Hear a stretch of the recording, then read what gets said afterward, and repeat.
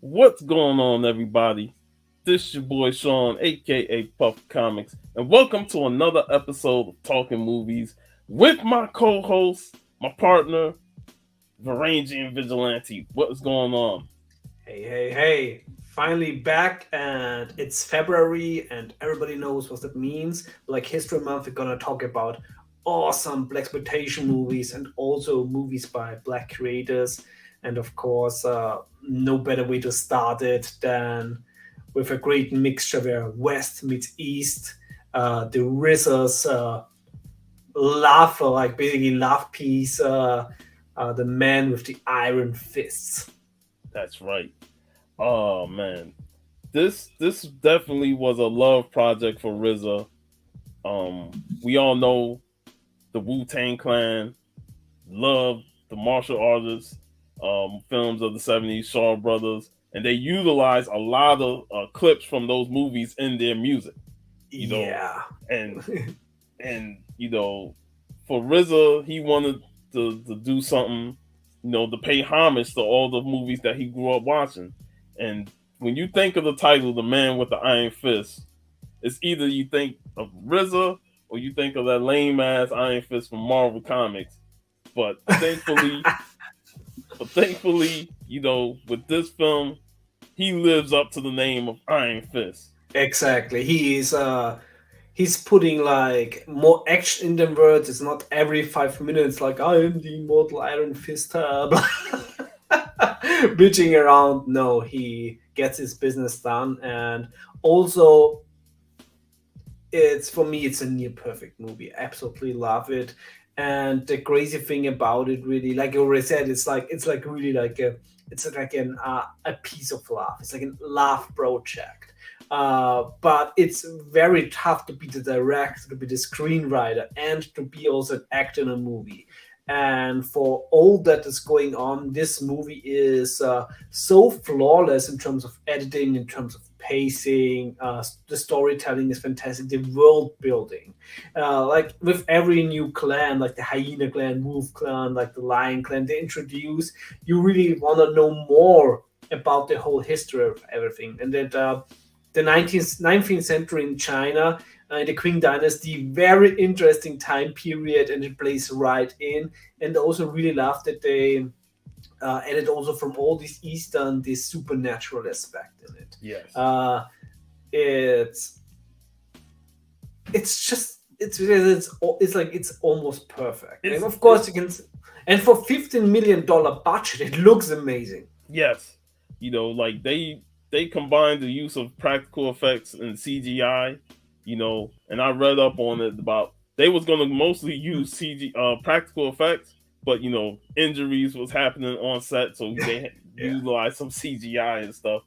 But yes, this was the perfect blend of Asian mystical culture of magic and stuff with Shaw Brothers style movie action, Yeah. and it just worked so well. And RZA and Eli Roth, props to them. They put their heart and soul into this project after years of trying to get it off the ground, writing the screenwrites and all that stuff. When it came out, and I remember I didn't go to the theaters to watch it, but I remember I watched it on DVD when I was still getting that, and I was like, man, this movie's pretty fun. Yeah. It's like I don't even know how it gets mixed reviews, and I'm like, the movie is not a bad movie. It's a really fun, enjoyable movie. That's like a love letter to the past Shaw Brother films. For me, it's a 9 out of 10 movie. I really adore this movie. I love letters to something that I already love. And the fun thing is it seems like that Eli Roth is a good screenwriter because I think he's a terrible director. I absolutely hate Eli Roth movies, which is interesting because every time I hear an interview with him, he seems like that kind of guy you really want to talk movies about. Because also he and I, we both love all the Italian movies, but it's just I can't stand his movies. So it really seems that working together with the RZA, like on the script, they really got something good going. You can really It, see it's a very good cooperation. yeah, I would definitely say the script. Eli. structured it well, but the script was all RZA because this is his passion project, and he Yeah, put his all into, like you said earlier, like coming up with the clans, different clans, the weapon designs, and trying to be something unique while also, taking elements from the past. And he blended so well. So that's why I feel like this feels more RZA than Roth. Roth yeah, was there to assist and help out, but this is all RZA. exactly. Yeah. Like the only thing is where I was a little bit disappointed in the end is like they're teasing the Gatling gun with more bullets and there's a rise in China and then and then the Gatling gun won't even fire. Malfunctions. But yes, we also have to talk the stellar cast in this film, especially the first film. I mean, Yeah, when you have actors like Russell Crowe and Lucy Liu, Dave Bautista, you know, Byron Mann as the villain, we'll get to him. I mean, you got an excellent cast of characters there, and Kung Lee, he had limited speaking role, but we don't tune in to see Kung Lee act. We tune in to see Kung Lee kick ass, and that's what he yeah. did. You And know, of course, you have all the homage to the classic Eastern. You have Chia Hu Li, who is plays the abbot in this movie, who is of course the main character in the 36th Chamber of the Shaolin. And there's also Tai Chen in it, who plays Gold Lion, who has like a very short role in this movie. But of course, he's Iron Monkey from the School of Shaolin from yes, the movie. So that's a fantastic thing. Where this must feel so great when you're doing a movie and then you are also casting the heroes that you grew up with. yeah. And then you cast some great actors to go with it. I mean, you got X Blade, Rick Young playing Zenzi, X Blade, and his fucking Yeah. suit was amazing. And then Daniel Wu, he had a small role in it. But then when I first watched the movie around the same time, Into the Badlands was on, and I And I was like, also yeah. And also think it's the first movie role of Batista. he could be, but man, um, he was great as Bronze Body. Yeah, Like that again, blending the mystical elements of somebody that can actually turn bronze. That Batista could have been a great Colossus if you think about it. Like the way he was yeah, presented as absolutely. bronze, I was like, man, he could have been Colossus. Yeah, and it's also so crazy, this. I believe like this movie came out 11 years ago. I know, Batista looks still so young. and he was already in his early 40s. Yeah. I guess that what's the name makeup from Guardians of the Galaxy aged them more. Yeah. But when he's also fantastic in the new Dune movie, I absolutely loved him there as a Harkonnen. And I think he also was in the Kickboxer remake. With the Kickboxer remake, very much underrated. I really like those two movies.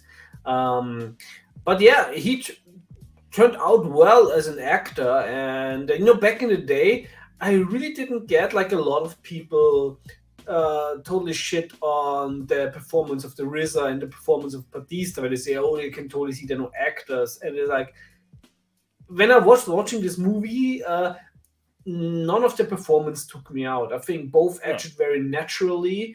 Of course, you don't get any Shakespearean dialogues, but hey, I really and RZA was smart. yeah. I liked the direction he chose with his character. We've seen characters like this in previous Hong Kong films. The reserved character, Yeah. That observes everything around him and stuff, doesn't speak too much, but he knows what the happenings of the surroundings, and then something fateful happened to him, and he gets his revenge, but he's not the type of person that gets emotional and rah about it. He's again those silent type characters. Yeah, like Tenji explained, he's the protagonist. The RZA is like a supporting character, but a very important one. And his story is also very interesting, since we not only see how he's getting to be a blacksmith, but also we see like why he ended up in China in a backflash. That was very, I think, very well planned, placed in the middle of the movie to break things up a little bit. Yeah, get some And backstory. yeah, Get that so backstory on the character and how he got to where he is, how he became a blacksmith. Like I like the when Russell Crowe asked him, like how a person of your expertise is in this mm, situation. A blacksmith building all yeah, these pretty much high tech weapons that's not yeah, high tech. like chi enhanced. Yeah, and I like how he got his training through the monks, through the Buddha, Yeah, and again, he's like he's learning the craft, and he scalped himself to cut his hair. I was like, damn, that's gotta be yeah, brutal, but I just love how his character progresses throughout the movie. And again, like you said, he's almost like a secondary character, but an important character. in general, in the first movie, uh, having so many interesting characters and giving everyone like a proper ending, a proper story is like it's a mastercraft. Because there's so many characters in there which could have had their own movie. Yeah, like Lucy Liu's Madame Blossom, like Yes. fantastic. Like, absolutely love Lucy Liu ever since Ally McBeal. Totally underrated series. Nobody's talking about Ally McBeal anymore. And Ally McBeal was awesome. I didn't expect hearing that from you. I never missed an episode of Ally McBeal when it was on TV, on German TV. Yeah, Lucy Liu was awesome though. Yeah. I would say I liked her better here than I did in Kill Bill, and I liked her in Kill Bill, but here I felt Yeah. like she was much better as a character. Yeah, I agree with that. I agree with that. Yeah, and yeah, fantastic. And of course, Russell Crowe was very interesting because right from the beginning you immediately know, oh, he's gonna be like this wild card. Yeah, he definitely was, Mm. and he was he had a way with the ladies. That's I'll say that. Let's just say, I think it was 19 days on set and getting paid for probably half of this 19 days to touch beautiful women. There's worse jobs. There's worse jobs out. And he did this movie because of his past relationship with RZA, because they both was in American Yeah. Gangster together, and he's like, oh, I'll join because I like to work with RZA there, and I thought he turned out to be a pretty good character all Yeah. throughout. He like every character has a different layer to them. Exactly. I mean, Lady Blossom, she runs a brothel Brothel. there, and she has all the women. You would think these women ain't pushovers. And we see later on through the movie, you're like, yeah, these women have that side, and they're like, don't push them, they will fuck you up. Yep. they they don't need a pimp. They have things pretty much very much in their own control. But I want to talk a little about Byron Mann, who played the main villain in the film, one of the villains, but Silverline. Line, yeah. His performance was just fucking amazing. Yeah, I love the beginning, right? When it was such a nice intro in this movie. Yeah. Okay, there's a gold transport like from the Chinese emperor, and it was this gold, but as you know, with like gold fucks everything. Yeah. And you can immediately see that there's gonna be some intrigues, and the lying clan was supposed to deliver the gold, but there was an intrigue by one of the, I think, the advisors um, of the emperor. Poison Dagger, played so well by Daniel Wu, and of course Silverline, who then killed the Gold Line, which is portrayed by the legendary Jinhui Liu, who is the Iron Monkey in the School of Shaolin movie. So you immediately have that, betrayal the clan leader dies, and then the message gets to the son, to Zenyi, who has to take revenge. And he was awesome too, with his functional suit. Yeah. That I don't ever hug this man. Yeah, that's the only thing is like why didn't give him the name like the Iron Hedgehog or something? Because he's got pretty much like spikes coming out of his suit on all parts, even on his shoe. And I'm like, all the weapons in this film was developed by the Blacksmith. Yeah. Who is played by RZA, who's the Iron Fist. He gets his Iron Fist later, but all this is developed by the Blacksmith, and everybody goes to him to say, "Can you develop this within 3 days?" Give him a short. But I also really like that. Like he does his job in the beginning, but then also he realizes, he also made weapons for wrong people, and he really don't want to do this anymore. So he wanna pay his dues, and then also helps Lady Silk. Lady Silk and Zenyi to like the good guys of the movie.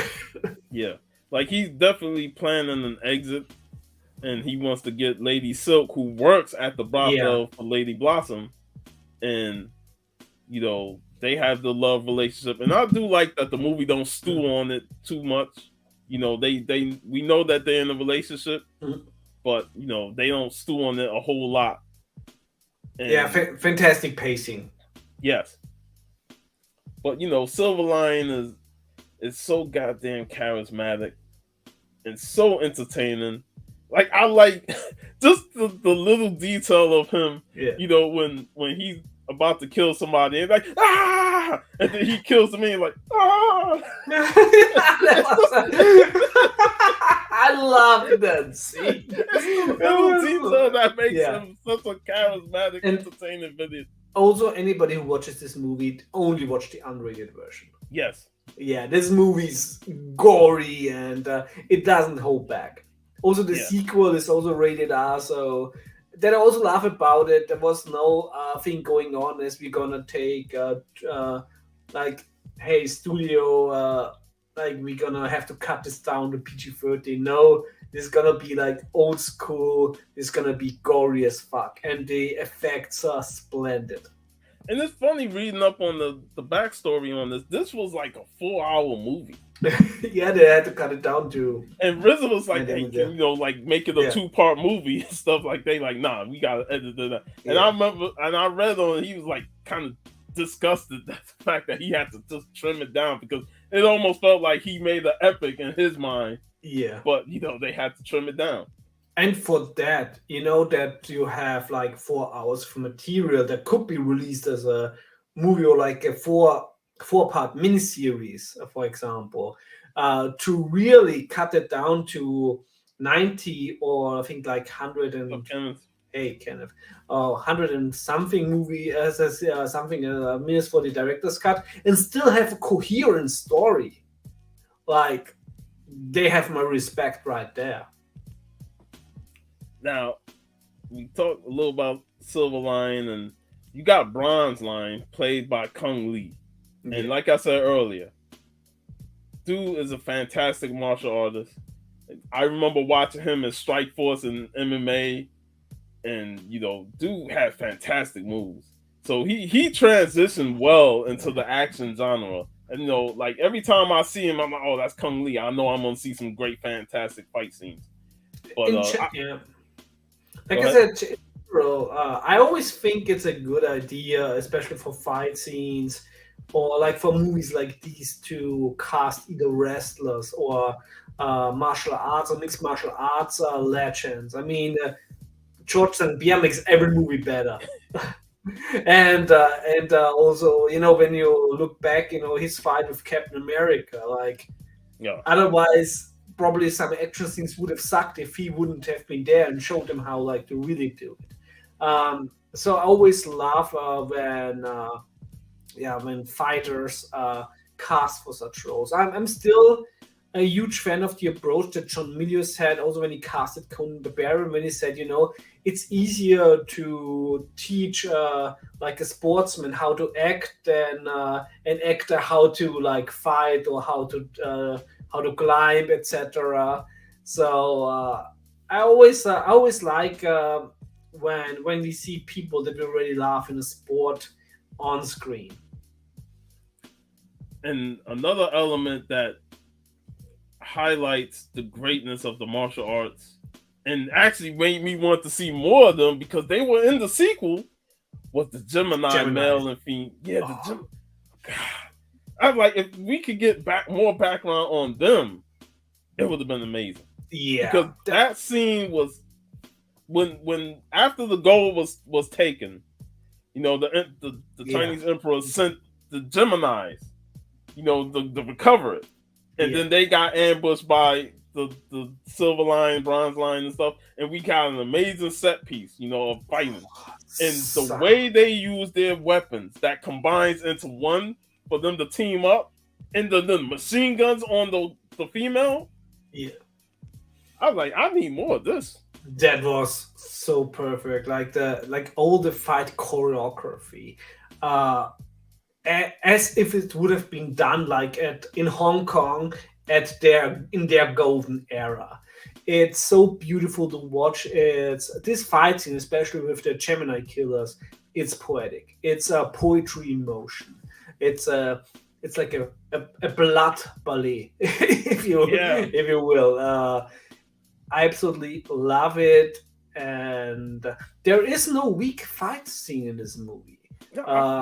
Every fight sequence in this movie is unique on its own. Even when Bron's body first appeared, and he's wrecking shop through the neighborhood, it's like it's different. You don't see just martial arts. You got a man that can transform his body into straight bronze. Yeah, gives him a huge advantage over any martial artist, and you have to figure out a way how to beat this bronze of a man. That's actually what I really like, especially later when when the RZA fights him, when he has his Iorn Fists and finally has something you can hurt him with. Brass body, he's not used to be on the defense because he never had to care about defense. Yeah. And the movie also has the elements of the power pressure, the pressure points of the body, which he learned through the Shaolin monks. All the body parts has a pressure point.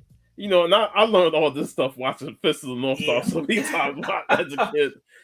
But it's true. Like you watch certain kung fu movies and there's a weak spot in your body that they neutralize. Like I remember in Ip Man when he fought the guy and he punched him underneath his arm. Right there in that soft spot, just neutralized his arm. Like there's always. What was that? Yeah, I still remember back in the days, when we read comics as kids, and this was right before the internet. It always was that, it's like, maybe there is something to it, the death touch and everything. So it always felt like, hey, maybe somebody could really harness the power of the chi. Everything felt a little more real back in the day because there were so many comments out there that tried to make money on it, which was also interesting since I think Scout Comics is doing a story about Count Dante. Yeah. I sent you the cover, I think, on Instagram. So gonna be very curious about that one. But yeah, it's all these little magical things that made all these movies feel larger than life. This is such a great love letter to them. Yes. Especially like when you see the blacksmith get his arms taken out. It definitely took me to when Homeboy and Crippled Avengers got his legs decapitated. It was like damn, bro. Like, and the movie has this theme of what I lose, I can gain and become stronger later on. And and we see this a little bit in the second movie with one of the characters as well. but that scene was brutal. You know, when he lost his Yeah, arm. that Brass, one was. There's like there's some scenes you think you could feel like, hey, that is fantastic. what's up, Carol? But yeah, that scene, and again, you know, we have to have great villains to pull it off. And when you got Brass Body, when you got Silverline, um, Poison Dagger, and Bronze Line, it's like, yeah, these guys are some badasses. Absolutely. And you know, Jackknife. Let's talk a little Russell Crowe, man. We talked a little Yeah. bit Which is about so him. funny because you can see a Jackknife power bomb by Batista, so actually he should have. But yeah, Thanks for joining.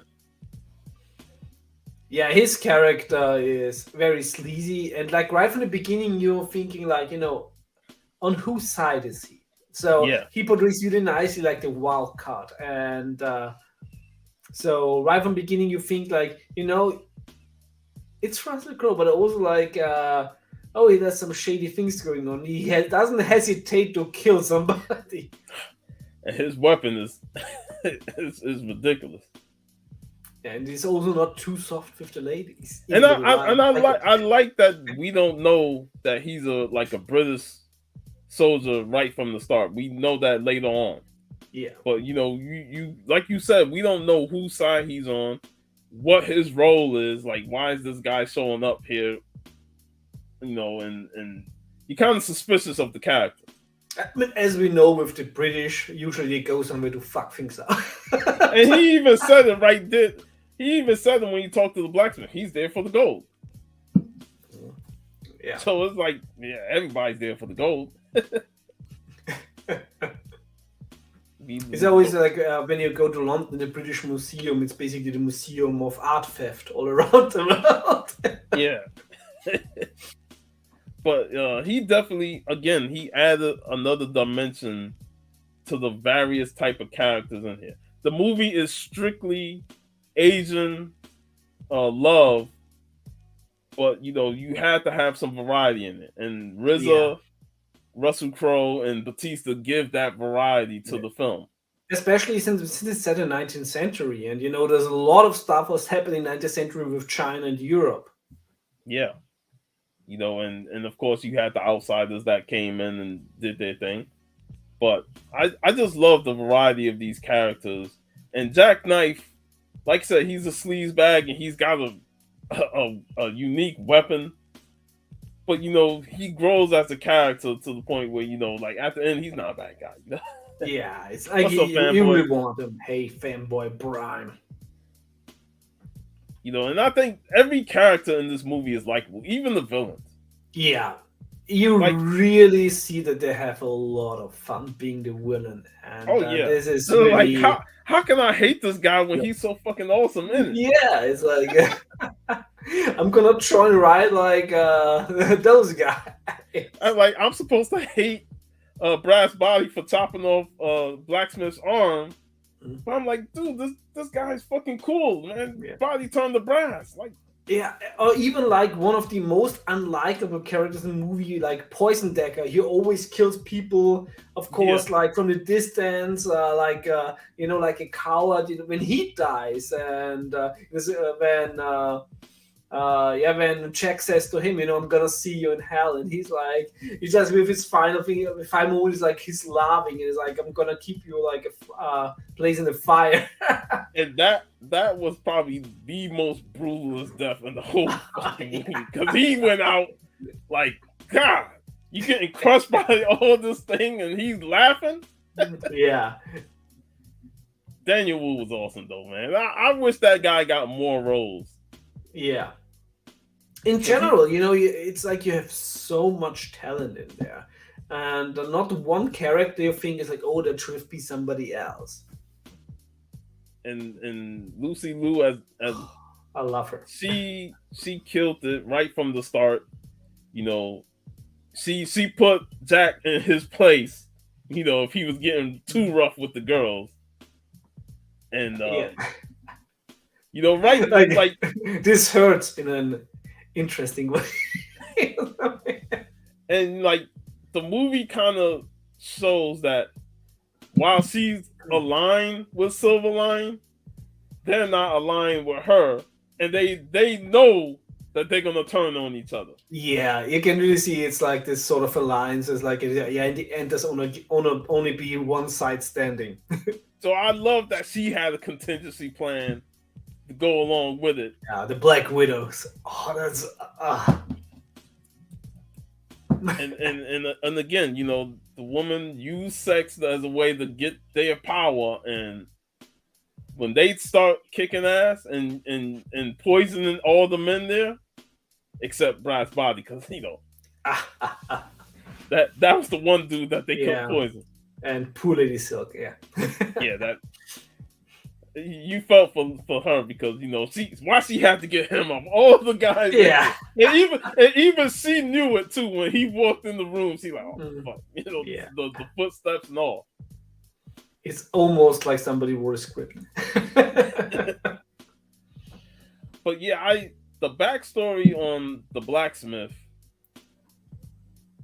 was pretty interesting because it ties into slavery within the stateside. You know, and we get to see his mother, played by the awesome Pam Grier, in her small scenes. And I love that his character goes from that setting, you know, dealing with racism in the States and slavery. He becomes a free man because the master that he had, you know, signed off the bill to make him a free man. But, you know, other men don't see that, you know, they crumble it up. They're like, you know, free man, boy. Yeah, and as we know with U.S. Law history, it's like, oh, you're like you're free technically, like yeah, like they don't really acknowledge the paper. They like, oh, that paper's trash. You still a slave, boy, and that's how they talk. You know, that's what they said. But he was able to escape that situation, and then he went over to the Shaolin monks. You know, he traveled there. That's a long distance, but he made it there, and you know he was able to because I think it was a shipwreck. He was on the boat. It was the only survival of a shipwreck. Like he fled on a ship, and one was wrecked on the Chinese coast. And he was able to stay with the monks. And he was able to learn, be taught how to be wise fool, and I like that he was asking questions. It's the complete opposite of when we talk American Shaolin, and he was kind of being disrespectful. Yeah, you know. Now the RZA have all the respect. Tadeus. Yeah, you know, and he grows as that character, and then becomes the Blacksmith. You know, because he's handy with his hands. And I like that little backstory of it. And like you said earlier, it was there to break up the action scenes and give us some backstory on why he's in this position. And it's really very interesting. It's like I said, it's so well paced. I'm pretty sure that with the 4-hour cuts, I'm pretty sure they trimmed a lot of that out. Yeah, but they still kept like really the essence of it, and I think that is very important for a backstory. Yeah, because I really felt like there's a lot of backstory for all these characters. Every character to me has a backstory. I mean, every character got a really killer introduction. Yes, and that's the one thing we know about the old Shaw Brother movies. That introduction, the old school way of zooming in on the character, and then you know, like, oh, having a killer soundtrack in the background. I also have to really say that the contemporary the contemporary music fits this movie. Like, I think it's a risky move to do it, but I really think that it worked out well here. When it comes to the music of the movie, I really love it. RZA knows how to blend modern, like almost hip hop beats with the Asian. I mean, he's done it with the Wu-Tang Clan, so he knows how to blend it well. And he's like the gold standard of doing it. Yeah, he knows how to take certain instrumentations that was prevalent in Asian culture and blended in with the hip hop, and it goes perfectly, and the Yeah. music fits this. That's why I listened to the soundtrack too. The soundtrack, Yeah. the score, you know, I that's why you hear the beat that you hear, because I wanted to use that music, but I was like, nah, it's Yeah. copyrighted. Yeah, it's like with when we do like old some 80s obscure movies, it's like Yeah, it I works, could get but away with American yeah, Shaolin because that's not on yeah. nobody's radar. But But RZA's big time.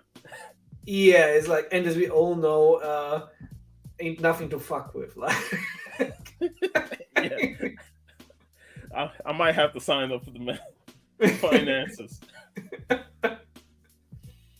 But yeah, the love with the music is there, and everything that led up to that final battle. I Before we get to that, we gotta talk about him becoming the Iron Fist. yeah, I felt like that was important, and after losing his arms, he's like, I'm a blacksmith.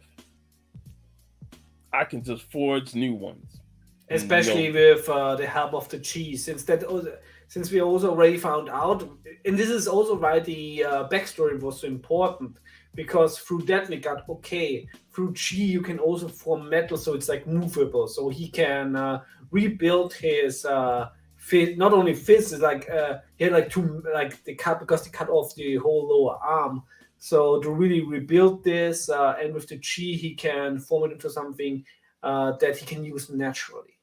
yeah, and the chi is a huge part of this movie and the next movie. Yes. Because the buildup of energy, energy is all around us, and it's how you channel that energy.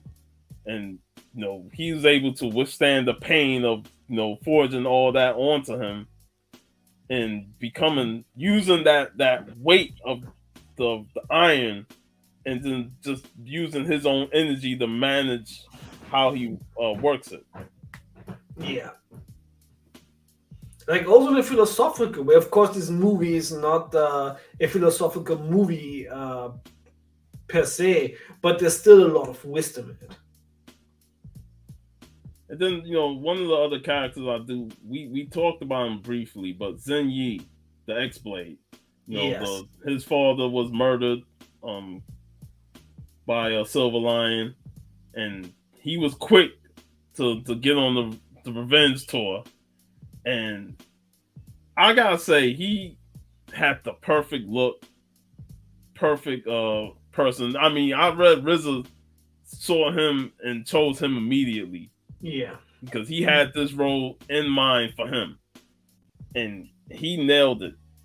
Like that's also something what I don't get. I mean, I have not seen the Shi movie, but the actor the cast is like has no charisma. So why not cast him? He would have been the perfect Shang-Chi. He would have, definitely.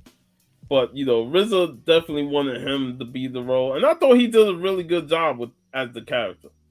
I mean, of course, you got that awesome suit that you're wearing with all the spikes, killer gills and spikes.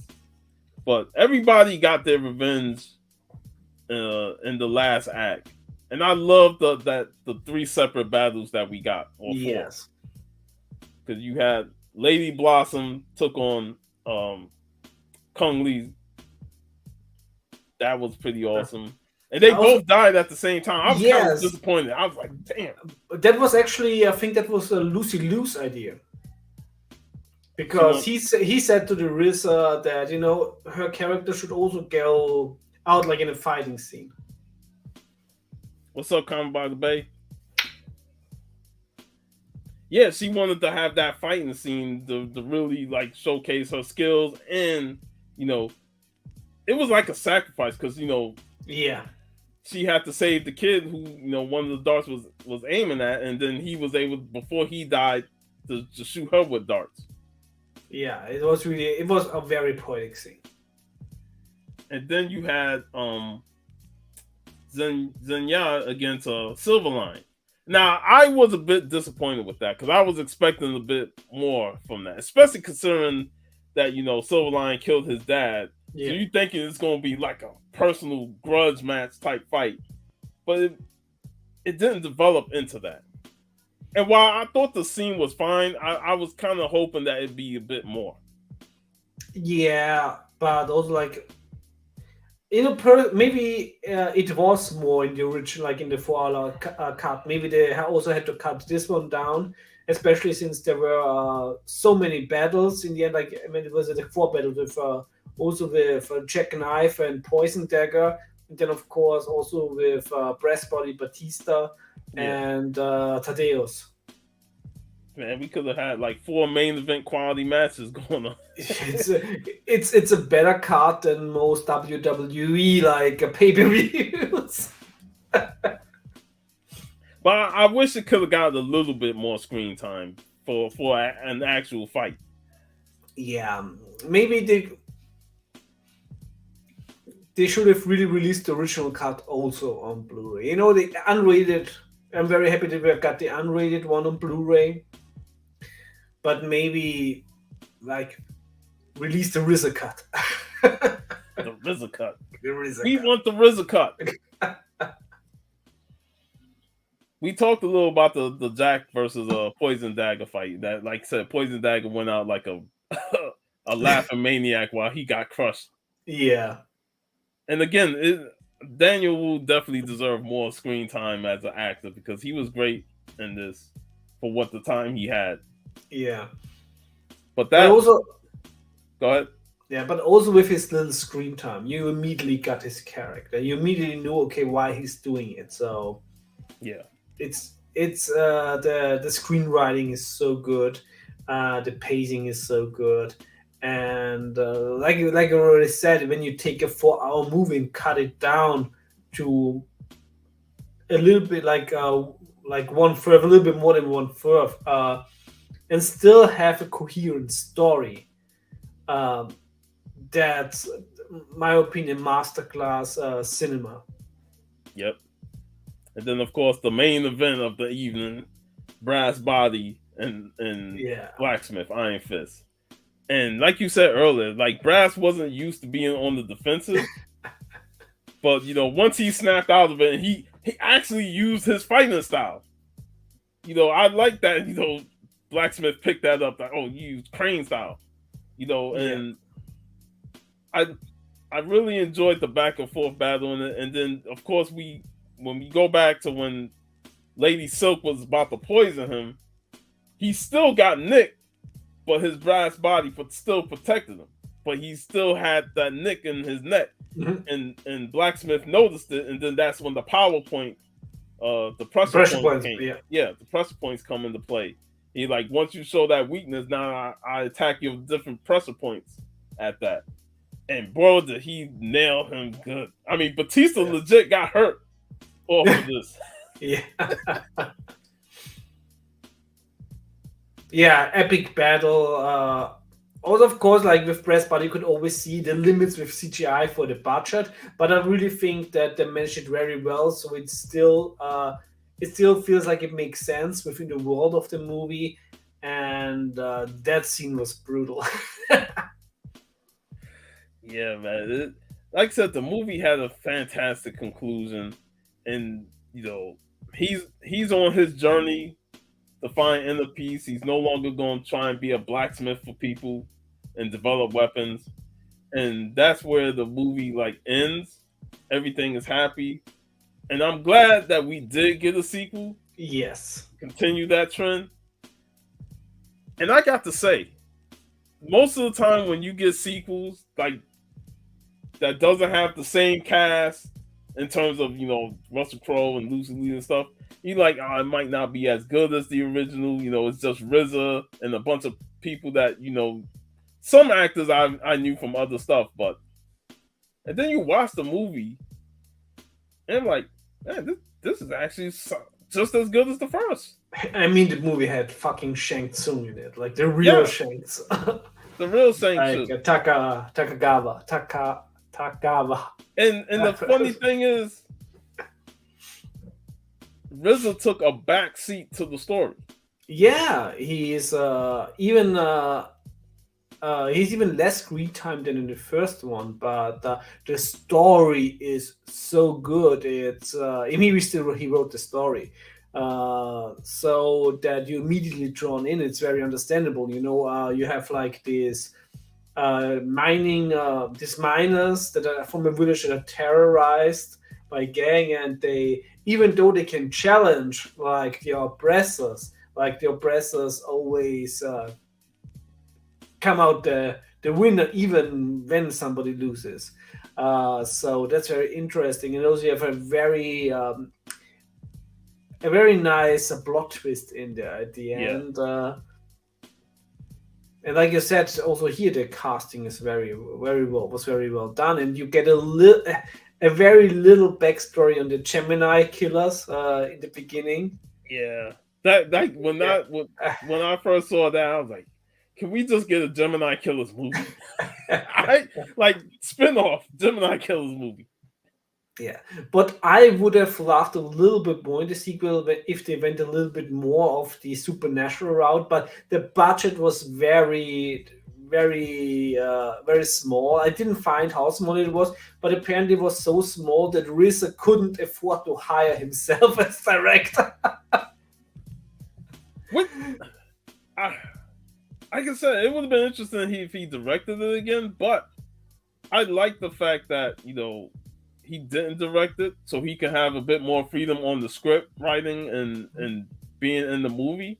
Because between writing, directing, and acting, it can be tough for somebody, like, especially when that's your first time doing it.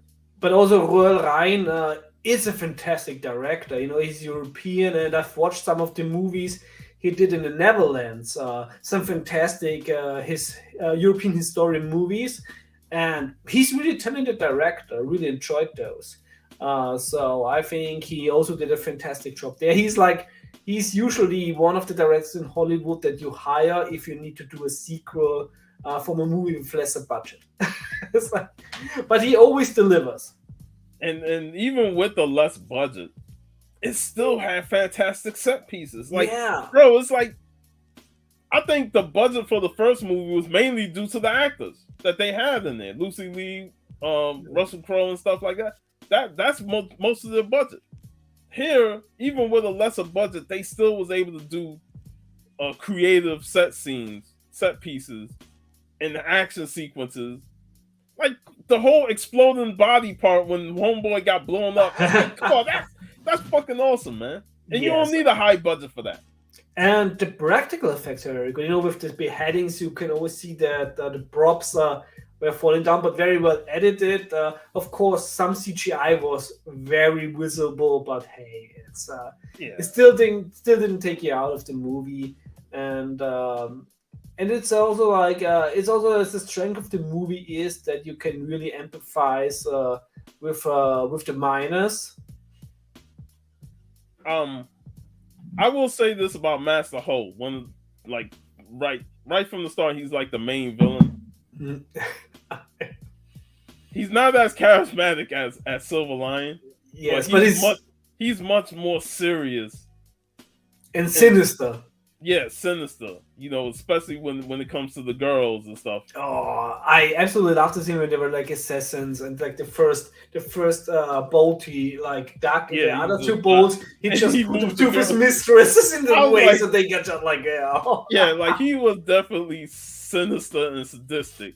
Yeah, and he was cool for what he was, but I was like, when he fought Kung in the challenge, I was like, bro, you kind of talk a lot of game, but Kung is way better than you as a fighter. Yeah. So that whole sequence where he was talking about, I've been dragged by horses and I've been, I got my left testicle ripped off and stuff. I was like, bro, you just saying that to scare everybody, saying that you're tough and stuff. But I really felt like the brother could have gave him a chance. Kung's brother could have gave him a chance. Because they had different fight styles. And even Master Pi was like, you're really a great fighter, and that you trained in this class. But yeah, I really like that he like made up the backstories. I can only be beaten when the stars are right, when the fishes fly and the birds swim. He, you gotta love a villain that portrays a tough guy, but actually portrays more fear Yeah. and is not as tough as you think. But that's very important, like to keep people in line. Yeah, So he instill really, that fear. yeah. So And I also love that they always have to, like, right in the beginning of the movie. There's like this mysterious like vampire that sucks the energy out of beautiful women, and you might think in the beginning of the movie, oh, this could be Master Ho, like who probably gonna get, like, he's getting his power from sucking those poor girls dry, but no, as we know, there's some people that made a career of like swallowing somebody's souls. and Shane Sun. also the whole mining aspect is portrayed as they're mining for silver, but there's truly something more down there that they're mining for. And it's definitely supernatural in its ability of what power it gives. So again, it plays more of that supernatural element, the mystical elements of the water. You can really see that, also, of course, through all career of all his music and everything he laughs about Eastern movies, that the RZA has a very good touch for Chinese mysticism. It really feels very natural, like when he's writing the script. It's, if you would show this movie somebody and they would guess, where does the screenwriter comes from? So it must be like a natural Chinese, because everything is so close, or so it's like very close to the source. But no, it's the RZA, and he knows his stuff. I mean, when you watch movies and you've read books on Chinese, Asian culture, and the life of mysticism, magic, Shaolin monks, and stuff, there's a lot of stories that you can add to your script and want to focus on. And the fact that he chose more mysticism in this film when it came to the power of the nectar inside the water that gives eternal life and power, hey, like you can believe that. Absolutely. And I really feel like it gives the movie even a bigger advantage, because they're using the miners as a way to get to that and not what they normally mine for. Exactly. What's also so good about this movie is that it also functions as a movie by itself and not just as a sequel. Yes, like outside of the Gemini Killers, and they're more added backstory on what they was mining for, because that had something to do with the nectar water, and it is a sequel that's not technically continuing from the first movie. Exactly. The only thing that's continuing is Thaddeus, which we know his name is Thaddeus, the blacksmith. It's his journey towards there, because he got beaten off the path that he was going towards, because he wanted the journey of peace, and he gets attacked by Silverline's brother of all people. Like, that was like the only leftover from the first movie. Like, let's throw in Silverline's brother, and he gets very fast resolved.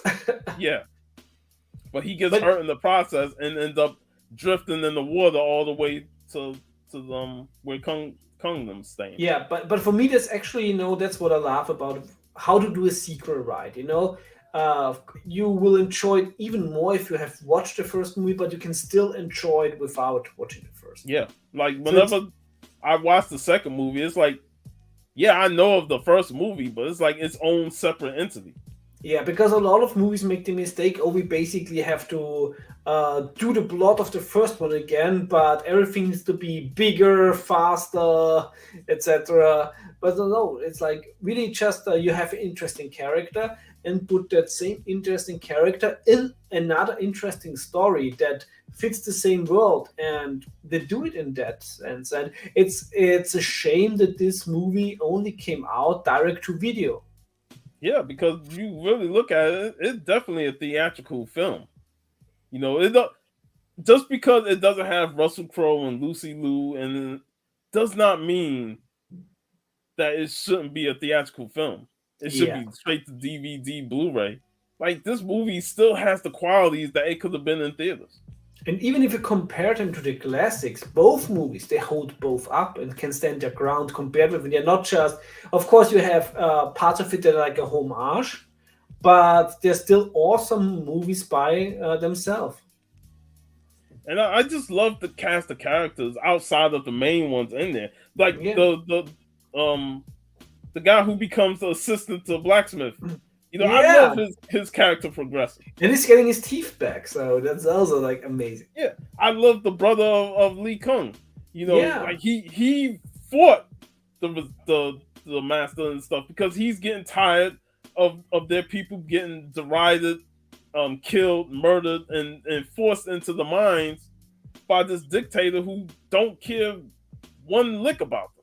Yeah, and of course Tagawa, as I think he's like the oppressed mayor in the beginning, and he's actually, he really wants to do good, but he can't because his legs are not working. And then everybody, he fooled everybody, and Tadeus even made him like new legs to work with the G. And then you find out, no, he's actually the bad guy. Yeah, and the fucking vampire. The fact that they did that twist with him being the bad guy. After you saw him get the legs, I'm like, oh, he's got his legs. He's gonna go into battle. Because I liked when he, sat back in the chair and like, oh, time is against us, and he went on his own. I'm like, oh, he gonna learn on his own. Yeah. But he learned on his own and then turned bad. Yeah, it's like he fooled me because I thought it's like, oh, Tagawa's playing a good guy. Good for him. Yeah, because throughout majority of the film, he sides with the miners, but he obeys the master. Yeah, because he answers to Ho. So you thinking he's a noble man who, if he had his legs, maybe he would do something more. Because he's a good arrow shot. That they really showed that. So for that twist to come out in our left field, it's like, fuck, why they do that? but really good twist, like really got me. And because I thought it's like, oh, it's maybe they're gonna make it a little bit too on the nose that the Master Ho is the vampire, but no, they played it well. Yeah, like you said, man, the dude was born as a villain though, so him turning bad made sense. Yes. And I love the miners. I love Lee Kung and his family, his daughter, and they all have unique personalities. Like I love when the brother won the battle against one of the henchmen, and it was another great choreography scene. The henchman on getting the upper hand, then the brother comes back, changes his style, wins the fight, and they are celebrating, and then all of a sudden he goes missing. Yeah, and that is the work of sore losers who cannot tolerate the fact that their man lost and this guy won, and it shows that when you have people that wants to resist, they look at you as a leader because you defeated their henchman. And they knew that if he stay alive, he's going to start forming that resistance. They had to make him missing so to keep the miners in line. Because one thing about Lee Kung is that he was obedient in terms of just doing the job and not challenging authority. Whereas his younger brother was challenging authority because he was getting tired of being pushed around. So they knew that after that victory, they had to take him out because he's going to be a threat. But then the bigger brother stood his ground later. After he found his body. After he found his body and were threatening his daughter.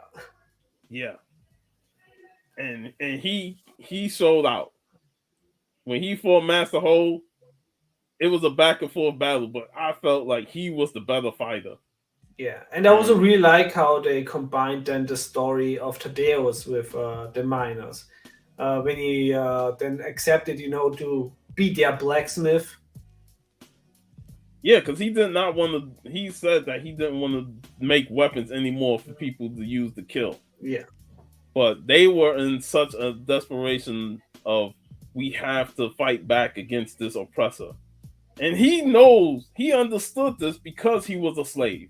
And yeah, they even threw that out there when he encountered Ho, and Ho throw that line out there like, yeah. We're like very cruel with the gallow. yeah, call him Blackie and stuff. Yeah, It's like, so he understood the notion of these people are being enslaved and tortured by this dictator, and he has to help them out. I really, really love this movie. Like it's one, like you said, it's a sequel that not only expands on the universe, but tells a different story yeah, without the main character being a main part of the movie. yeah. It's they made it work. Normally, movies like that, you just want to see the main character. Where's RZA? I But really, this movie did a great job of building up these secondary characters to make them feel important, to the point where you can take RZA out the movie, that is out the movie, and it still would have been a good movie also, just based yeah. on them. And this is the recipe for a good movie. Like you have to have a good script, and then you can also like add maybe characters from like from another movie, etc. In it. Like this is how you make a good Alien and Predator movie. You have a great movie, and then you add an Alien and a Predator. Like Yeah. And too many movies, like you said earlier, they fail. They try and replicate what the first movie was instead of trying something different. Or they said we reduced the lead character, but the other actors and characters they're not interested. This movie did it right. makes me want to have a third one since Tadeo's journey, he always says like it's like he says in the end, that even iron gets rust if it's not used. So, uh, yeah, I But really hope one day we're gonna get a third one. if we could get a third one, or even if we get a spin-off of Gemini Killers, because like Yeah, I said, it's one thing to not only pay homage to the classics, but it's another thing to come up with your own creations. And it's like, man, I'm interested in seeing these clans. I'm interested in the Gemini Killers, the Lions, and all these other hyenas, clans, the the wolves, yeah, hyenas. yeah, it's me too. Like, there's It's so much you could still tell in this with this world, and I really hope we're gonna get another one.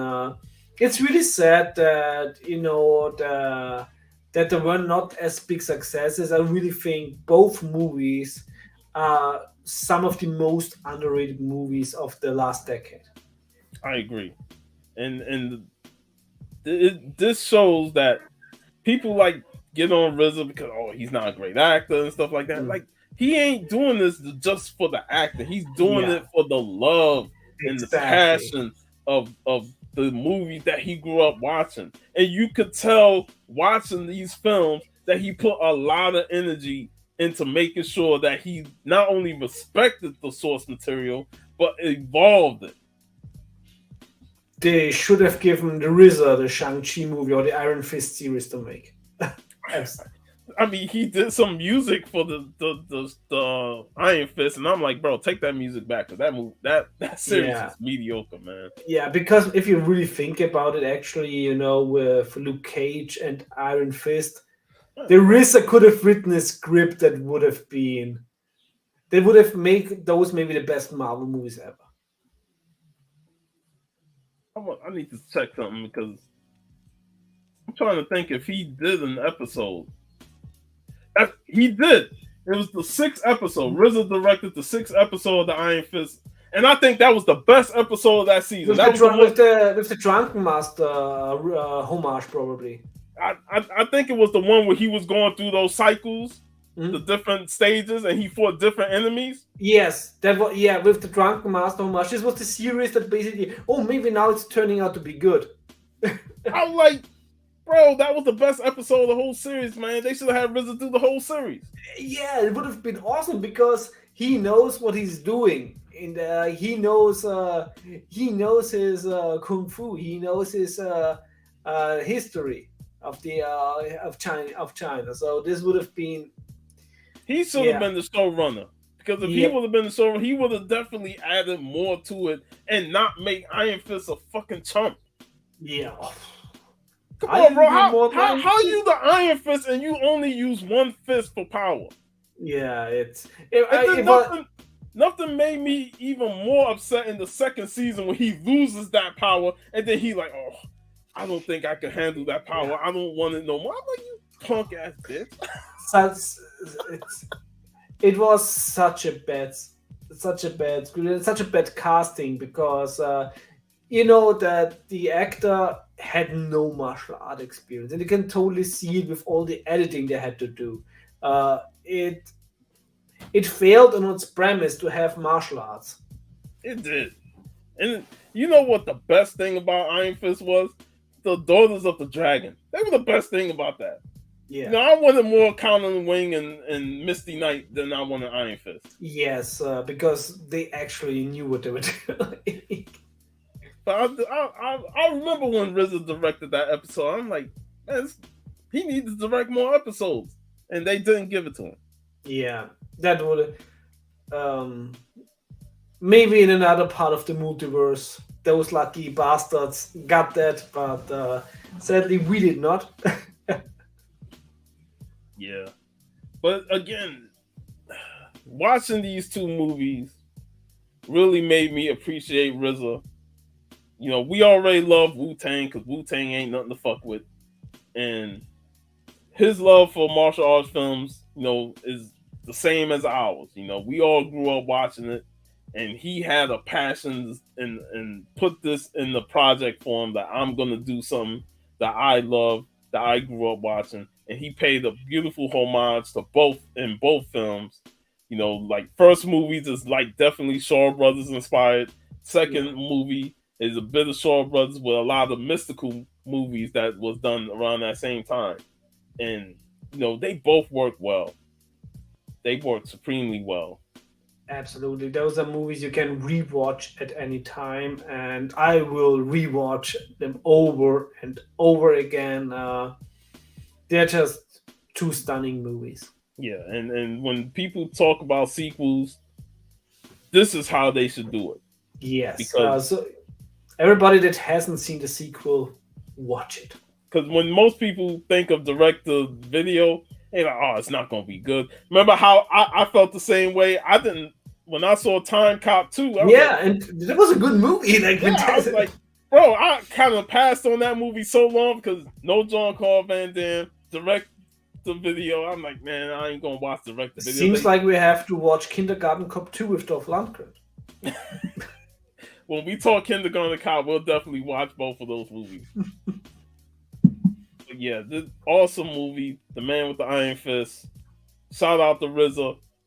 Shout out to the Wu-Tang. And shout out to all the amazing actors that were portrayed in both of these films. Because they did a great job. Did a great job. You got way too little appreciation for it. But, you know, you reached people like us, and we are very thankful that both of these movies exist, because the movie world is better with them. Exactly. You know, so if you have not seen Man with the Iron Fist, definitely check that out. 1 and 2, awesome movies, man. Absolutely. You will not be disappointed. And next week we're gonna talk Ghost Dog. Or you want to talk Ghost Dog? I'll talk Ghost Dog. Excellent. Now we're about to get philosophical. Yes, that movie. I remember I watched it for the first time on free TV, like in the night. It was like on a smaller channel, and I expected something completely different. I watched it like, wow. It's one of those movies that Like I went into the movie thinking it was like Ghost Dog Way of the Samurai, so Forrest Whitaker doing some samurai shit. Yeah. But then I was like, man, this movie is deep. Yeah. Got me thinking, man. And it has sad ending too. I'm like, fuck. Of course, one of my favorite kills, and we'll talk about next week, but Yeah. the bathroom scene, Flavor Flav. Yo, man. Yeah, Ghost Dog, Way of the Samurai, next week. We talking that.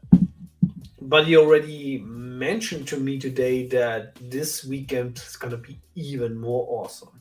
Since you get something nice going with the comic book hall crew. Yes, tomorrow night on the uh, Comic Hall Crew channel, we will do our Black History Month video live stream, and we have a special guest, Black Keys Comics. You ain't following him on Instagram. He has an amazing collection of comics that are black comic book characters. Lots of them from the Golden Age, like black characters from the Golden Age, even popular characters of real life people like Jackie Robinson and baseball players from that era. He got comic books of them.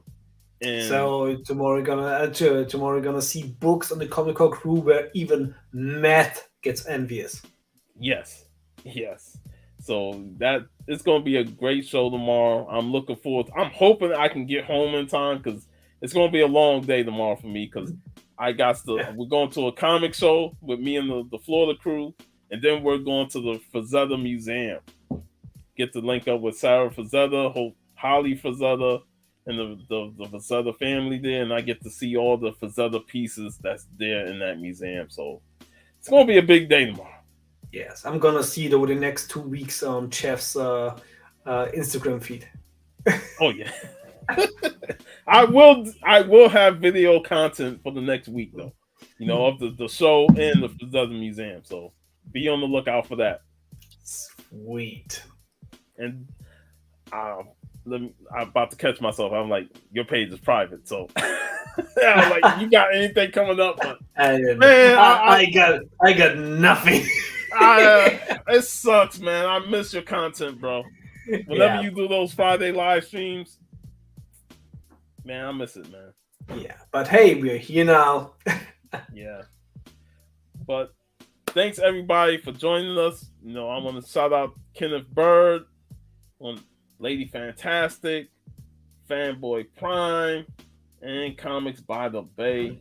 Thanks for showing up and watching us ramble about the man with the iron fist. We had a great discussion, and we very much appreciate you showing up here in the live chat. And anybody that catches this on the rewind, you know, you too, Lady Fantastic, you be safe as well. So anybody that catches this on the rewind, thank you. Leave a comment on whether you've seen the movie and enjoyed it. And with that, we will be back next Friday to talk Ghost Dog, Way of the Samurai.